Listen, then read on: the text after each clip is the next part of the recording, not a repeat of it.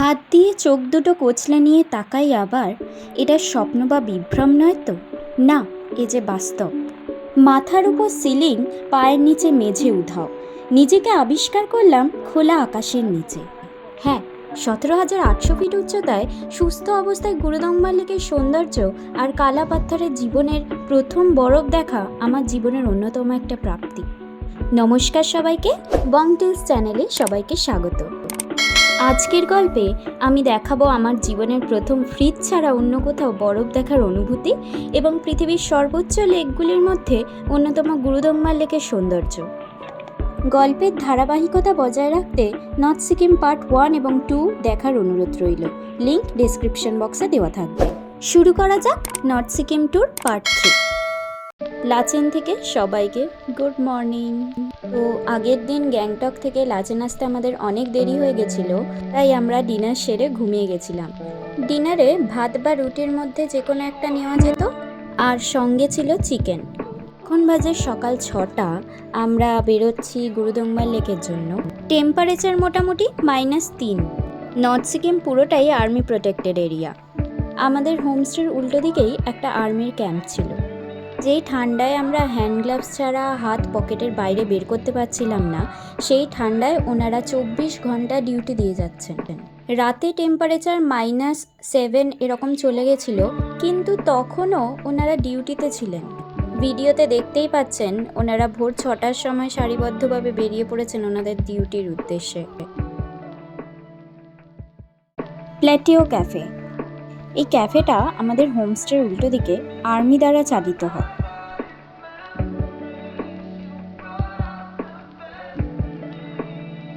রাতে তো হোমস্টেটা দেখানো হয়নি, এটা হলো আমাদের লাচেনের হোমস্টে। রুম আর বাথরুম পরিষ্কার ছিল, আর খাওয়া দাওয়াও খুব ভালো ছিল। এর থেকে বেশি এই অঞ্চলে আর কিছু আশা করা যায় না। সকাল 6:30 নাগাদ আমরা বেরিয়ে পড়লাম গুরুদম্বার লেকের উদ্দেশ্যে। সকালে এতটাই ঠান্ডা ছিল যে গাড়ির কাঁচেও বরফ জমে যাচ্ছিল, কিন্তু এত সুন্দর প্রাকৃতিক দৃশ্য দেখে সবাই ঠান্ডার কথা ভুলেই গেছিল। গুরুদম্বার লেক লাচেন থেকে 67.4 কিলোমিটার। গুরুদম্বার লেক যাওয়ার আগে কিছু সাবধানতা অবশ্যই অবলম্বন করতে হবে। প্রথমত, 5 বছরের নিচের বাচ্চাদের এবং 60 বছরের ঊর্ধ্বে বয়স্কদের গুরুদম্বার লেক যাওয়ার কোনো পারমিশন নেই। গুরুদম্বার লেকে বাতাসে অক্সিজেন থাকে 2 থেকে 11%। তাই অবশ্যই উত্তর সিকিম আসার পূর্বে সব রকম প্রিকশন, যেমন ডাক্তার দেখিয়ে শ্বাসকষ্টজনিত সমস্যার জন্য ওষুধ, মাউন্টেন সিকনেসের জন্য ওষুধ, কিছু পপকর্ন, কর্পূর, চকলেট এবং পারলে একটি অক্সিজেন সিলিন্ডার অবশ্যই ক্যারি করবেন। এবং ডায়াবেটিস এবং হাই ব্লাড প্রেশারজনিত রোগীদের গুরুদম্বার লেক না যাওয়াটাই আমি বেটার মনে করি। তবে মনে জোর থাকলে সব কিছুই সম্ভব।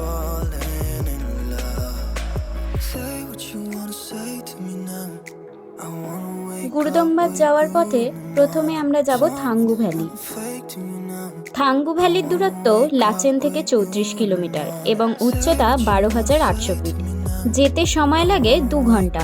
এখানকার জনসংখ্যা 1000 জন। এই থাঙ্গু ভ্যালিতেও একদিন স্টে করে জায়গাটি ঘুরে দেখতে পারেন।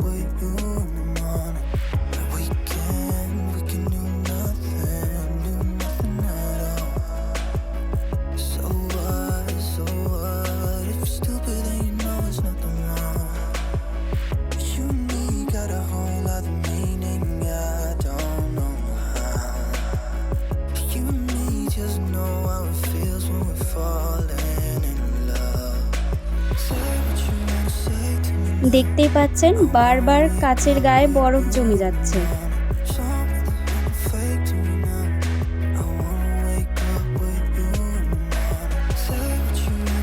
কিছুটা উঁচুতে ওঠার পর থেকেই রাস্তার ধারে ধারে বরফ দেখতে পেলাম। এটাই ছিল আমার জীবনের প্রথম বরফ দর্শন। এর আগে শুধুমাত্র আমি ফ্রিজেই বরফ দেখে এসেছি। প্রচণ্ড এক্সাইটেড হয়ে গেছিলাম প্রথমবার রাস্তার ধারে বরফ দেখে। আপনাদের জীবনে প্রথম বরফ দেখার অনুভূতি কেমন ছিল প্লিজ কমেন্টে জানাবেন। ফাইনালি আমরা পৌঁছে গেলাম থাঙ্গু ভ্যালি। জল জমে বরফ হয়ে গেছে। এটি হলো ওয়ার্ল্ডস হাইয়েস্ট ধোসা পয়েন্ট। এটি আর্মিদের দ্বারা পরিচালিত হয়। এই ঠান্ডায় চারিদিকে সৌন্দর্য দেখতে দেখতে এক কাপ চা আর ধোসা ট্রাই করতেই পারেন। দামও মোটামুটি স্ট্যান্ডার্ড।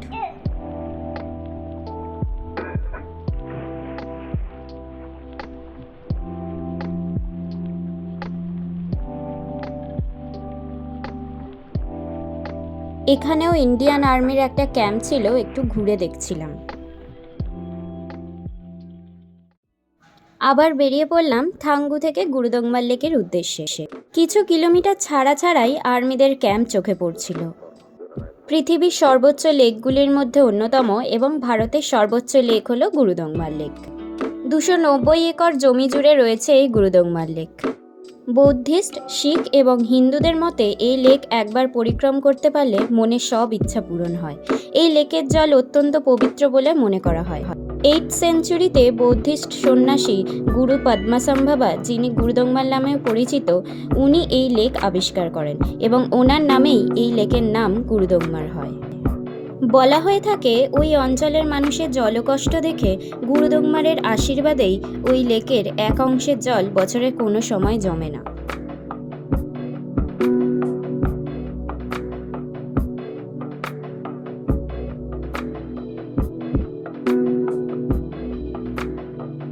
নর্থ সিকিমের এই সেই অপরূপ রাস্তা যাকে লাদাখের রাস্তার সাথে তুলনা করা হয়।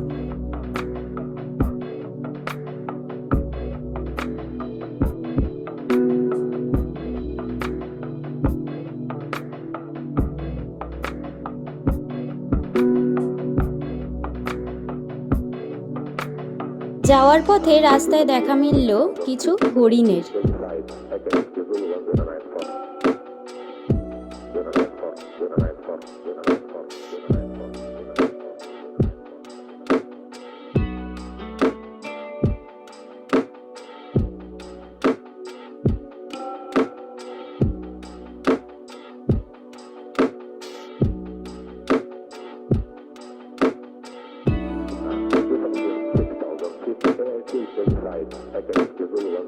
তার কিছুক্ষণ পরেই দেখা মিলল একজন ইয়াক পালক এবং তার চমড়ি গাইদের বা ইয়াকদের।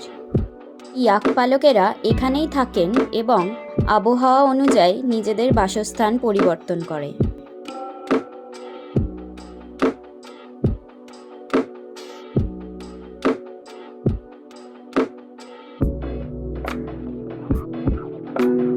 ফাইনালি আমরা পৌঁছে গেছি আমাদের স্বপ্নের গুরুদংমার লেকে।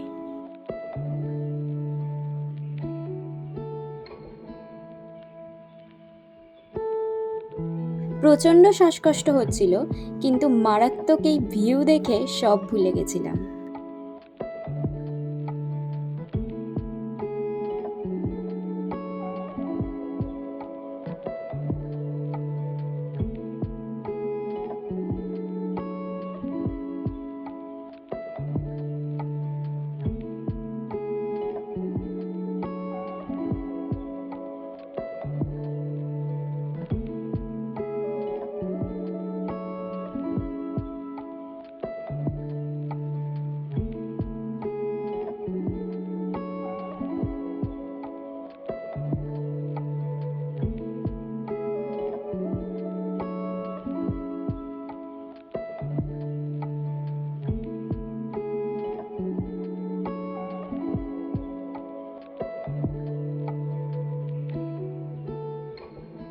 বাড়িতে বাকিদের শ্বাসকষ্টজনিত সমস্যা হচ্ছিল।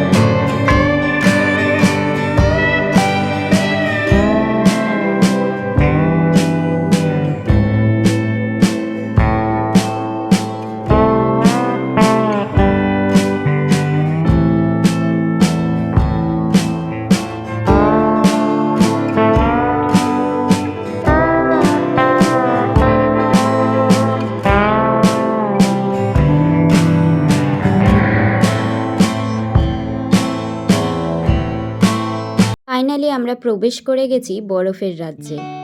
এখানে পাথরের রং কালো, তাই এই জায়গাটার নাম কালাপাত্থার। সাধারণত এখানে সবাই বরফ উপভোগ করতেই আসে। এর আগে আমি স্পিতি ভ্যালি গেছি, সান্দাকফু গেছি, কিন্তু প্রথম বরফ দর্শন আমার এখানেই হলো। গুরুদংবার থেকে কালাপাত্থারের দূরত্ব 41.4 কিলোমিটার। কালাপাত্থারের উচ্চতা 15,500 ফিট, তাই এখানেও শ্বাসকষ্টজনিত সমস্যা হবে। সাদা বরফে ঢাকা এই পাহাড় দেখে আমি মুগ্ধ হয়ে গেছিলাম। প্রকৃতি যে কত সুন্দর তার প্রমাণ আবার পেলাম।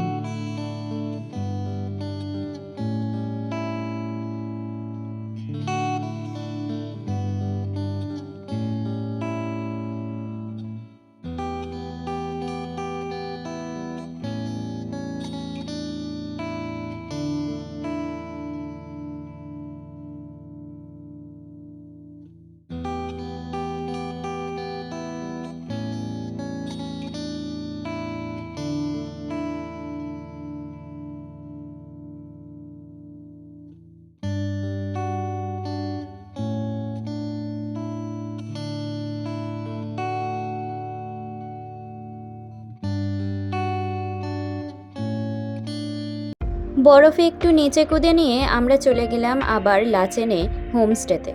ওখানে গিয়ে লাঞ্চ সেরে আমরা বেরিয়ে পড়লাম লাচুংয়ের উদ্দেশ্যে।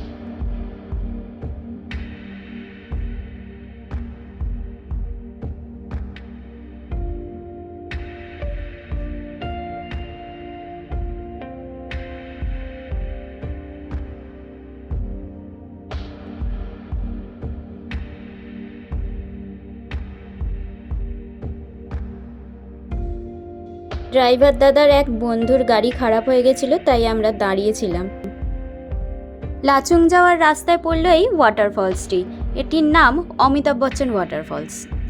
ওয়াটারফলসটি অমিতাভ বচ্চনের মতো লম্বা, তাই এটির নাম অমিতাভ বচ্চন ওয়াটারফলস। সন্ধে 6:30 নাগাদ আমরা পৌঁছে গেলাম লাচুং, আর এটা ছিল আমাদের হোমস্টে। এটা ছিল আমাদের ডাইনিং রুম। হঠাৎ ঝিরিঝিরি করে বৃষ্টি শুরু হয়ে গেল। তবুও আমরা চারিদিকটা ঘুরে ঘুরে দেখছিলাম, বৃষ্টির মধ্যে বেশ ভালো লাগছিল। ডিনারে ছিল চিকেন আর ভাত।